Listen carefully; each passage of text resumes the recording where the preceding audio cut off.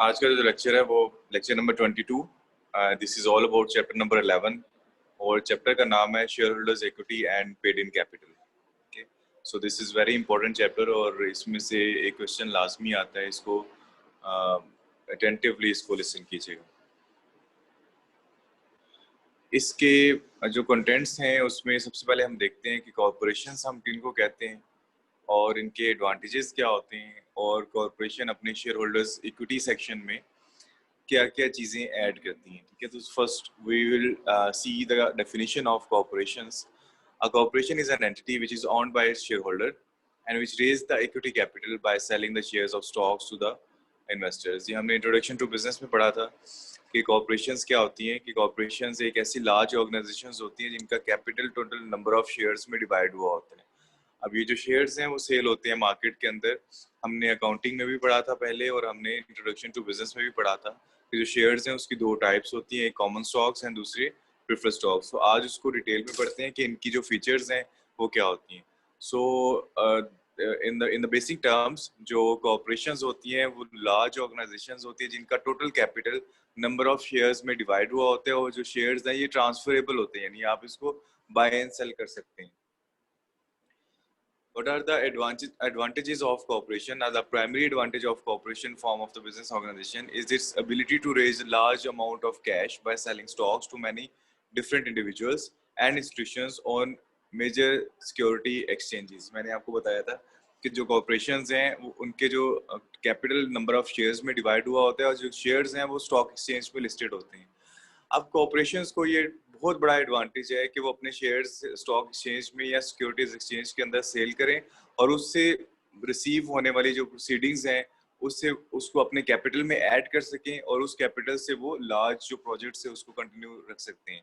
सो ये जो एडवांटेज है ये सिर्फ कॉर्पोरेशंस को ही होता है, सोल प्रोप्राइटरशिप को या पार्टनरशिप टाइप ऑफ बिजनेसेस को ये एडवांटेज नहीं होता। यानी जो आपके छोटे पैमाने पे बिजनेसेस हैं वो सिक्योरिटीज एक्सचेंज पे रजिस्टर्ड नहीं हो सकते। अगर आपके पास लार्ज इनफ कैपिटल है तो आप उसी सूरत में सिक्योरिटीज एक्सचेंज पे या स्टॉक एक्सचेंज पे आप रजिस्टर हो सकते हैं, और वहां पे रजिस्टर होने का मतलब है कि आप maximum number of shares sell कर सकते हैं और उसको सेल करने से जो कैश रिसीव होगा वो आपका कैपिटल में ऐड होगा। So this is basically the primary advantage of corporation. एक और एडवांटेज भी है कॉर्पोरेशंस को, ये सॉरी डिसएडवांटेज इसका ये होता है कॉर्पोरेशन का, वो ये होता है कि they have to give the double tax.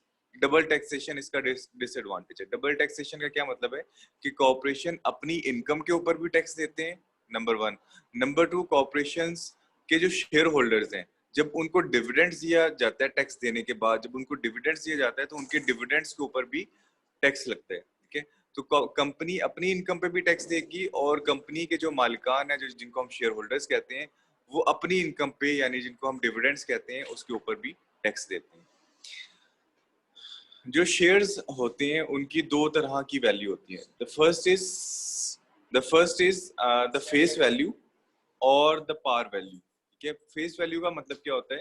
Face value का मतलब है कि वो वैल्यू शेयर्स की जो उसके ऊपर लिखी हुई है, ठीक है, जो उसके फेस पे लिखी हुई है उसको हम कहते हैं फेस वैल्यू या पार वैल्यू कहते हैं। The stated value of an asset is called the face value और the par value. Stated value का मतलब है जो उसके ऊपर एसेट की वो वैल्यू या शेयर्स की वो वैल्यू जो उसके ऊपर लिखी हुई है उसको हम कहते हैं face value. In other word, face value is the value of securities which is written on it. Face value securities की वो वैल्यू है जो इसके ऊपर लिखी होती है, ठीक है, which is written on it. इसको हम face value कहते हैं। This is an example of share certificate. ये share certificate की example है और एक कंपनी है जिसने शेयर इशू किया हुआ है। इसमें अगर आप देखें तो इसकी ये जो वैल्यू है जिसको मैंने हाईलाइट की है 1 पाउंड, 1 पाउंड इसकी होगी, ये होगी इसकी फेस वैल्यू जिसको मैंने FV से डिनोट किया है, that is face value. So face value या पार वैल्यू वो वैल्यू होती है जो कि शेयर सर्टिफिकेट के ऊपर लिखी होती है, इसकी ओरिजिनल वैल्यू होती है। ठीक है, so number 2 is the market value. Market value Pakistan में जो शेयर की एक शेयर की वैल्यू वो ₹10 होती है। In Pakistan the value of 1 share is ₹10। ठीक है, and in USA the value of 1 share is $100। ठीक है, USA में $100 है, पाकिस्तान ₹10 है और अगर आप यहाँ पे देखें यूके में तो 1 पाउंड शेयर सर्टिफिकेट की वैल्यू होती है एक शेयर की। एक होती है सेकंड, उसकी वैल्यू कहलाती है मार्केट वैल्यू, जो कि उसकी फेस वैल्यू से डिफरेंट हो सकती है। मार्केट वैल्यू का मतलब है कि शेयर की वो वैल्यू जो मार्केट विलिंग है पे करने के लिए, ठीक है। The market price at which the asset trades is called its market value. वो प्राइस जो जिस प्राइस पे शेयर मार्केट के अंदर सेल होते हैं उसको हम इसकी मार्केट वैल्यू कहते हैं। ये जो वैल्यू है, the market value could be lower than, equal to and higher than the face value of the asset. जो इसकी मार्केट वैल्यू है वो इसकी फेस वैल्यू से कम भी हो सकती है, ज्यादा भी हो सकती है, उसके इक्वल भी हो सकती है। तो फर्ज करें कि ये एक शेयर सर्टिफिकेट है, शेयर है जिसकी फेस वैल्यू $100 है, तो इसकी जो मार्केट वैल्यू है वो इससे कम यानी $90 भी हो सकती है, वो इसके इक्वल यानी $100 भी हो सकती है, और वो इससे ज्यादा यानी $110 भी हो सकती है। तो ये 3 पॉसिबिलिटीज हैं किसी भी शेयर्स की मार्केट वैल्यू की, कि उसकी फेस वैल्यू से रेलेवेंट अगर हम इसको देखें तो that could be lower than, equal to and higher than the face value of an asset. अगर शेयर की जो मार्केट वैल्यू है वो कम हो और इसकी फेस वैल्यू ज्यादा हो तो हम कहते हैं the share is selling at discount.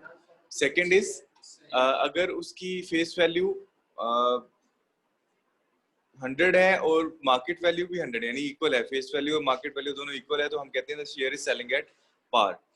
And if it the market value is greater than the face value then we say it is selling at premium, ठीक है। तो 3 पॉसिबिलिटीज मैंने आपको बता दी है market value in relation to the face value.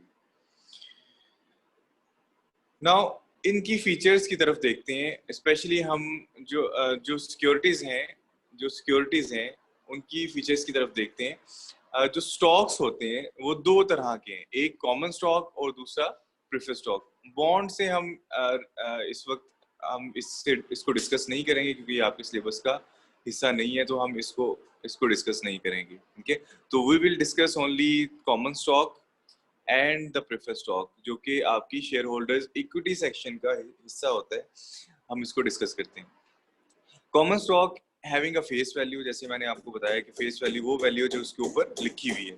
तो common stock की जो फेस वैल्यू है यूएसए में that is $100, and common stock के ऊपर एक डिविडेंड डिस्ट्रीब्यूट किया जाता है, ठीक है। जब आप कॉमन स्टॉक खरीदते हैं तो कंपनी आपको प्रॉफिट में से कुछ हिस्सा देती है, इसको हम कहते हैं dividend. So dividend is defined as the profit distributed to share holder, यानी शेयर होल्डर्स को जो प्रॉफिट दिया जाता है, कंपनी जो प्रॉफिट डिस्ट्रीब्यूट करती है उसको हम डिविडेंड कहते हैं।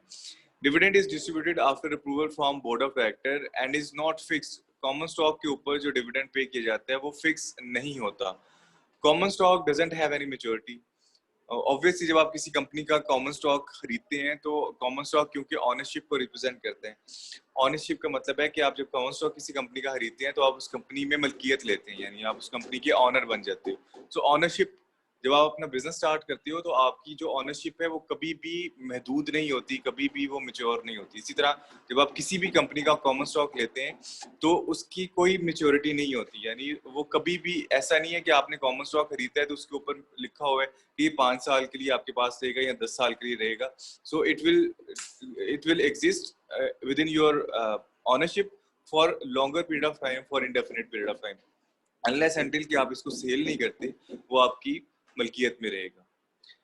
प्रेफर्ड स्टॉक की तरफ देखें तो प्रेफर्ड स्टॉक की जो फेस वैल्यू है वो भी $100 होती है। इसके ऊपर जो प्रॉफिट डिस्ट्रीब्यूट किया जाता है उसको भी हम डिविडेंड कहते हैं। लेकिन कॉमन स्टॉक और प्रेफर्ड स्टॉक के डिविडेंड में ये डिफरेंस होता है, वो ये कि प्रेफर्ड स्टॉक का डिविडेंड फिक्स होता है, कॉमन स्टॉक का जो डिविडेंड है वो फिक्स नहीं होता। तो यहाँ पे लास्ट लाइन में लिखा हुआ है कि the dividend which is given to the common stock is not fixed. और जो डिविडेंड है कॉमन प्रेफर्ड स्टॉक में, this is expressed as a percentage of par value. As a percentage of par value का मतलब है कि वहां पे पास प्रेफर्ड स्टॉक के ऊपर आपको परसेंटेज दी होगी। फॉर एग्जांपल 10%, डिविडेंड का मतलब है कि ये 10% है $100 का, तो $12 दैट वुड बी फिक्स, ये फिक्स रहेगा आपका।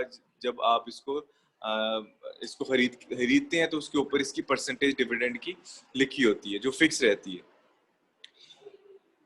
और इसकी भी कोई मेच्योरिटी नहीं होती, प्रेफर्ड स्टॉक की भी कोई मेच्योरिटी नहीं होती।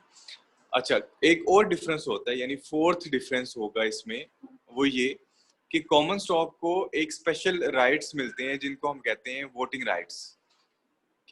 वोटिंग राइट्स का क्या मतलब है कि कंपनी के कोई इंपॉर्टेंट अफेयर्स हैं, मिसाल के तौर पर कंपनी ने कोई प्रोजेक्ट लॉन्च करना है, कंपनी ने कोई हैवी मशीनरी परचेज करनी है, कंपनी ने कोई दूसरी कंपनी परचेज करनी है, तो उसमें मुशावरत की जाती है और मुशावरत उन लोगों से की जाती है जो कि कॉमन स्टॉक होल्डर्स होते हैं। ठीक है, तो इनके पास स्पेशल राइट्स होते हैं जिनको हम कहते हैं वोटिंग राइट्स, यानी इनसे हम वोट लेते हैं और इनसे पूछती है कंपनी कि हम ये काम करें या ना करें।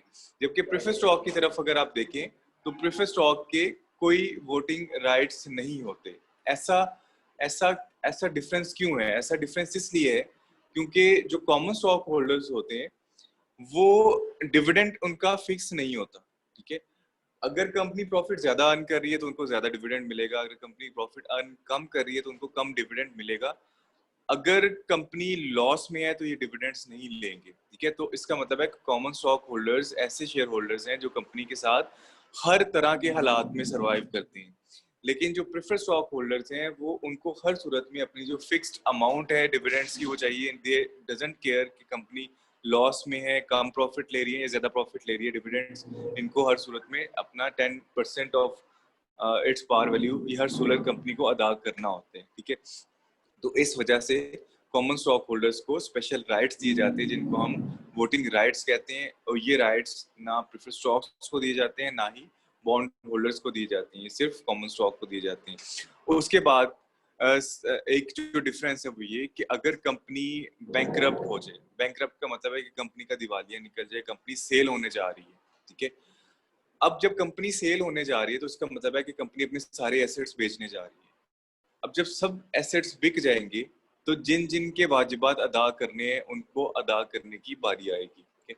जब इस तरह की सिचुएशन हो कि जब कंपनी बैंकरप्ट हो, बैंकरप्ट का मतलब है कि कंपनी जो है वो उसका दिवालिया निकल गया और वो अपने बिजनेस ऑपरेशंस को कंटिन्यू करने के काबिल नहीं रही और उसको मजबूरी अपने जो एसेट्स हैं यानी अपनी बिल्डिंग है, मशीनरी है, जो भी चीजें हैं वो बेचनी है, बेच के जिन जिन के पैसे अदा करने हैं वो अदा करने हैं। तो वो सबसे पहले किन के पैसे अदा करेंगे? ठीक, तो सबसे पहले वो क्रेडिटर्स के अदा करते हैं, यानी सबसे पहले जो बॉन्ड होल्डर्स हैं इनको पैसे दिए जाते हैं।